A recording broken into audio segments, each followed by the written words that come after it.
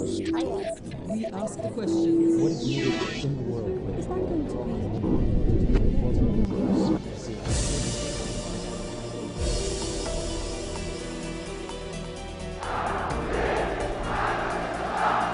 In the wake of the revolutionary changes in Yemen, three camps fighting it out. One, led by Yemen's new president and prime minister, they've promised to fulfill the goals of the revolution while fighting Al-Qaeda and separatists at the same time. Another camp headed by former President Ali Abdullah Saleh himself. Yes, he was forced out of office, but still exercises influence behind the scenes. And in the third camp, activists who say they'll never stop protesting until the revolution is complete. So how is this struggle on so many fronts playing out? Who is winning? What is the role of outsiders, the United States, Iran and Al-Qaeda? Today on Talk to Al Jazeera, two influential Yemeni citizens. The man who runs the new government, the Prime Minister محمد Bاسندوه, and one of his fellow revolutionaries, a woman who continues her work outside the government structure, Nobel Peace Prize winner توكل كرمان.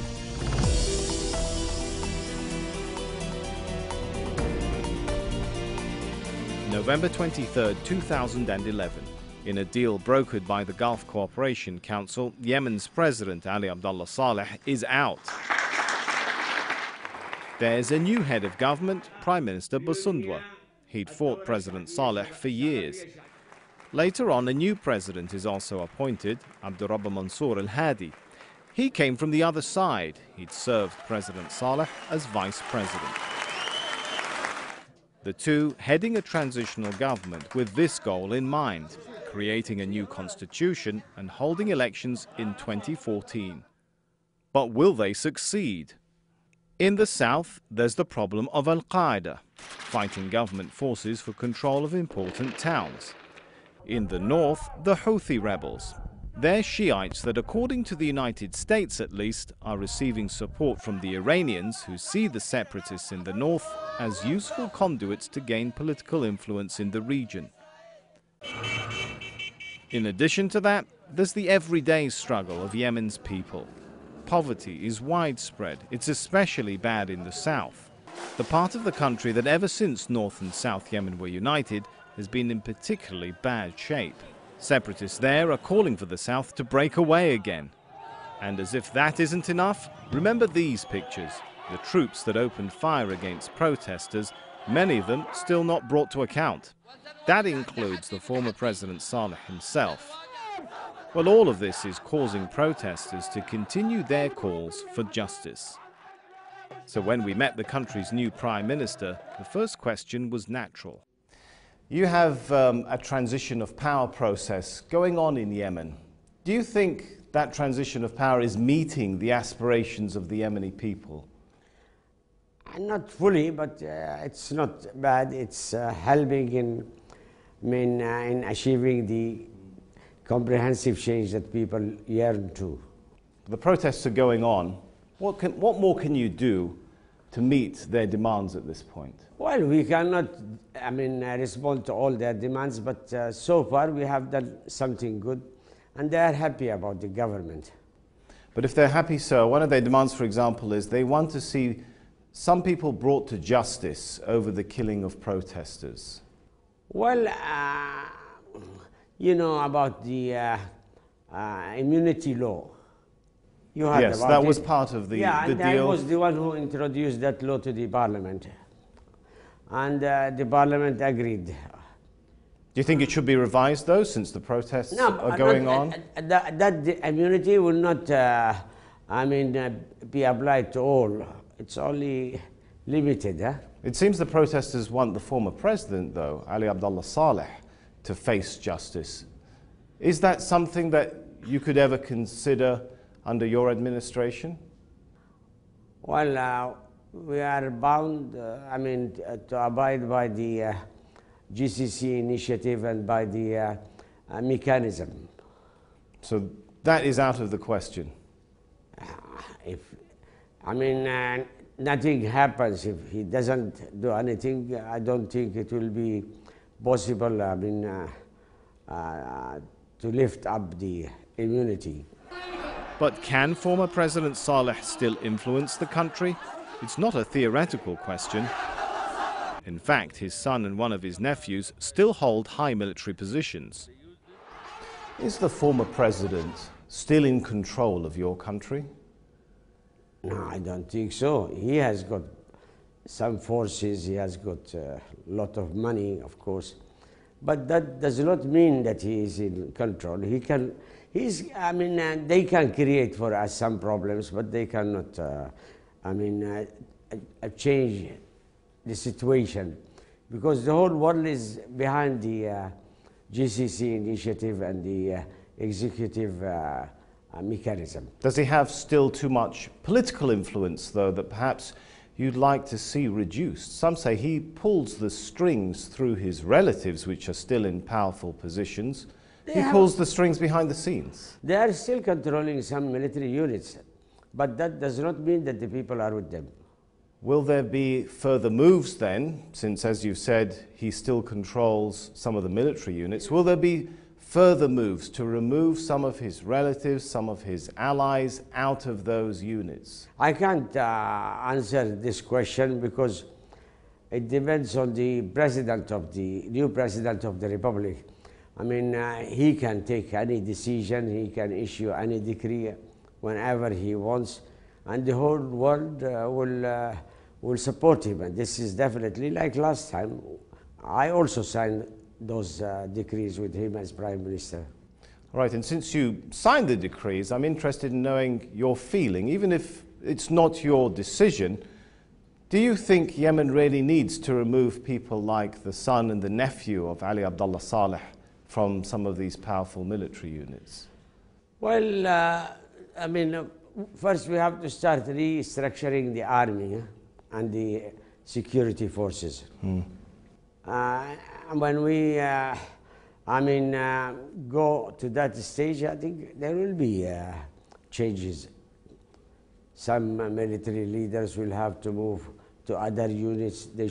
They shouldn't stay as commanders of their units as before. You know, some people are controlling some units for 25, 30 years. It's too much. So later on, you think people like his son and nephew should be removed? Well, that will come. They have to be ready to accept that, whether they like or not. But does the whole world, as the Prime Minister puts it, accept the current agreement, including the immunity deal for the former president? When I spoke to the Prime Minister, محمد باسندوه, he said Ali Abdullah Saleh is not going to face court. How do you feel about that? Did he say that? Yes. He's wrong. I think he's wrong because... well, that's the terms of the agreement that brought him out of power. Why is he wrong? It's the agreement that the political parties, they did, but people, they refused that. So are you going to change that agreement? Can you change that agreement? Of course, and not just we. I think all the international community, it's their responsible to refuse that, because that's something against human rights. That's something against anti-corruption values, against anti-corruption treatments, international anti-corruption treatments. These people, they killed people in the streets, and how did they give them forgiven? This is one of the mistakes that the political parties did when they signed to the Gulf Initiative. When you give somebody immunity or forgiven, especially if he is in the political life, you have to tell him that he has to leave the power. Ali Saleh and his people, they didn't leave power. Most of the Ali Saleh people, they are now in the power and they have immunity. What do you make, and what do the protesters make of the new president and the Prime Minister? Are you confident that they are sincere people who will try to achieve the values and goals of your revolution? Yes, we support them, and we're confident that they are with us. But we're confident in ourselves more than them, because without us they will not do anything, because the power now is with Ali Saleh family, because they lead the army and security forces. We are looking for transitional justice. What do you mean by transitional justice? It's the right of the victim to know the truth. Outside the goal of transitional justice, there's the problem of creating peace. Many fear the new government has an almost impossible job. But when we asked the Prime Minister about this, he told us a story. I'll just tell you a joke. I mean, Churchill met his Irish counterpart at one time after the World War, Second World War, and he was talking to him about the situation in the United Kingdom. Churchill said to his Irish counterpart that the situation in the United Kingdom is serious but not hopeless.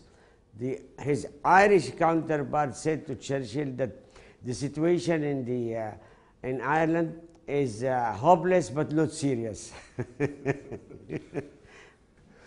But I guess then you don't agree with those who have been talking for a while, haven't they, about the possibility of a breakdown in Yemen. Is civil war inevitable?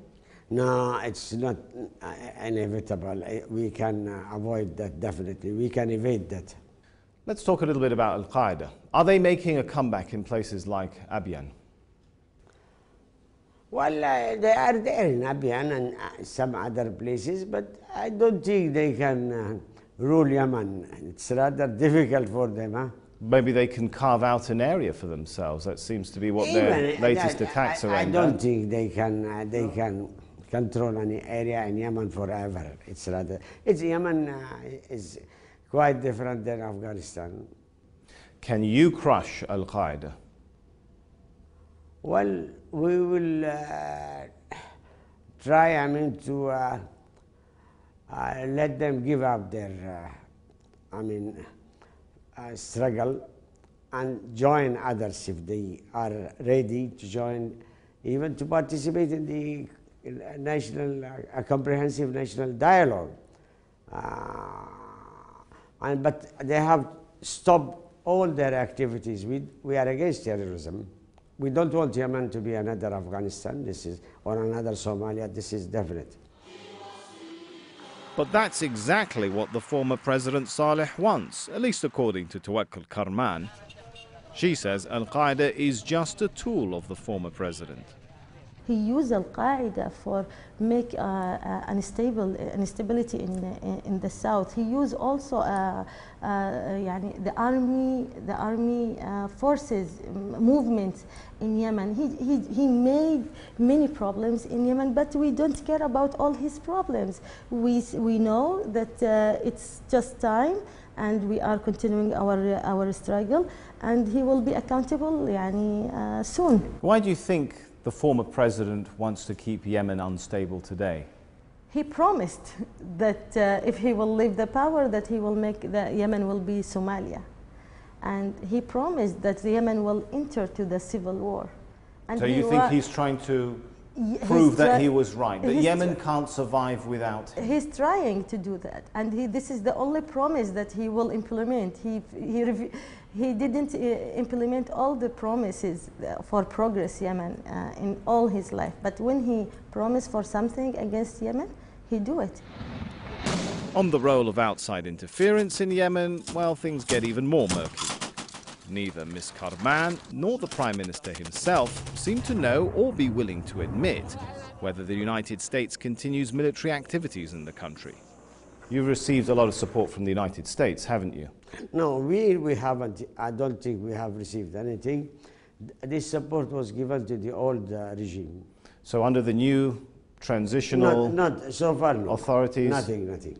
Is the United States, allow me to ask you, is the US carrying out, for example, any operations on Yemeni soil, any drone attacks?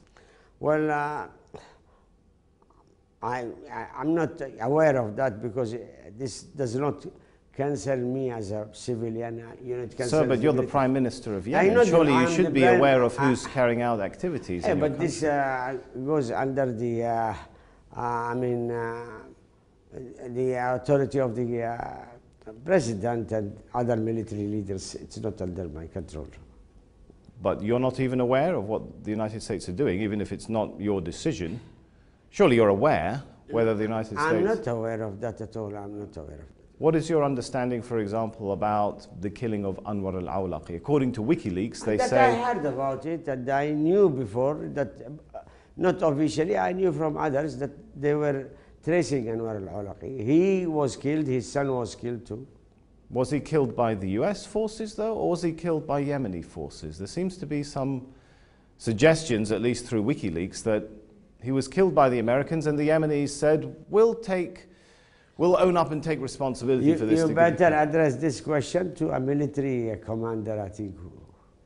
Well, not to me, I have no accurate information about it. What would you say, sir, to viewers who might find it surprising that some of the civilian leaders like yourself in Yemen are apparently not aware and not in control of very serious aspects of Yemen's foreign policy, military policy? Who is in control of Yemen then, if not the civilians? You know, this sort of arrangement was there from before, not from now, I mean.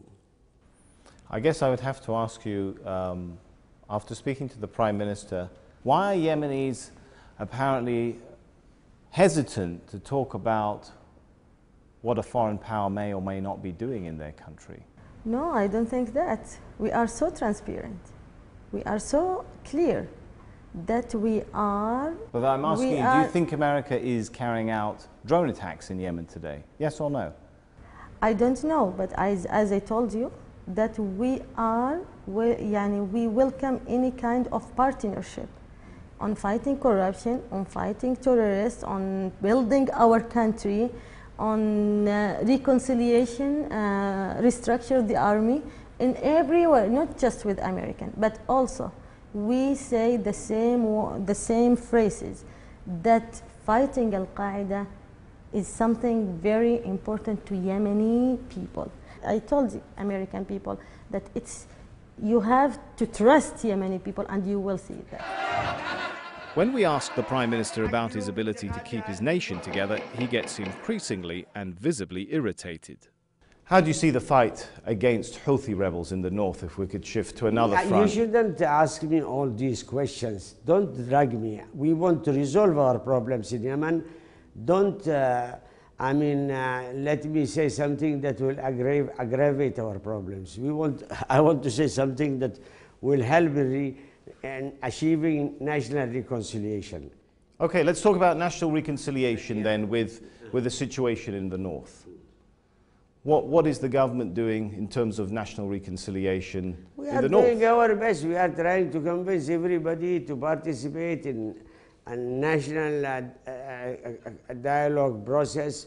And the reaction, the response is positive so far, not bad. So many parties, so many factions are willing to participate. Do you see the hand of Iran in the disturbances in the north? Do you see that Iran is playing a role there? We have no strong relations with Iran, and we won't allow Iran or any other country to interfere in our own affairs. But do you... Thank you very much. This is enough. This is enough. I don't think لأنه بيني وبينك كلاما حوثيين قاعدة نحن ايش نصلح بلدنا أنت تدخلنا في كلام. For Ms. Kərman, although she's convinced the country's new leadership is trying to do the right thing, she says she won't be silent until a new constitution is established and the government delivers on its promises. We will not leave the squares until we achieve all our goals. We see that it's opportunity of new Yemen, and we will not gain like this opportunity. We will build new Yemen inside these squares. It's now we have 2 years, and this is a good years for a strong pacement, for a good pacement. So we will not leave it. And they are talking about they will convince the revolutionaries to leave the squares. We tell them no, don't try. We will stay here until we guarantee the new constitution. Many viewers might ask, wasn't it difficult for a young lady in particular in Yemen to turn herself into an activist, to be out there in the streets? If you decide to be part of the solution, not part of the problem, you will succeed. We saw the crisis, wars, poverty, القاعدة, disease, everything. So I can't just cede to my country. And we decided to don't listen to anybody tell us stop. No, we went in the first step and we are continuing our winning in the second steps, not just in Yemen, in all Arab countries, and not just in all Arab countries, it's on all over the world. For the people who are looking for the freedom and dignity, we gave a good sample that people just must not just see the obstacles around them. They will succeed even if they face a lot of problems around them. توكل كرمان, thanks so much for talking to Al Jazeera. It's been fascinating. You're welcome, sir. Thank you so much.